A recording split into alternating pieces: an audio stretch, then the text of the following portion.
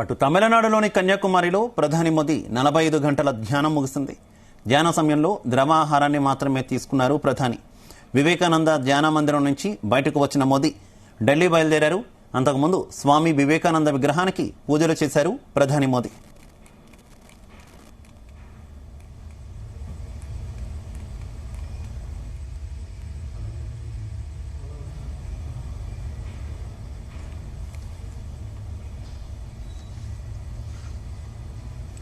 తమిళనాడులోని కన్యాకుమారిలో ప్రధాని మోదీ 45 గంటల ధ్యానం ముగిసింది.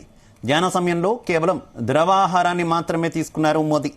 వివేకానంద ధ్యాన మందిరం నుంచి బయటకు వచ్చిన ప్రధాని ఢిల్లీ బయలుదేరారు. అంతకుముందు స్వామి వివేకానంద విగ్రహానికి పూజలు చేశారు ప్రధాని మోదీ.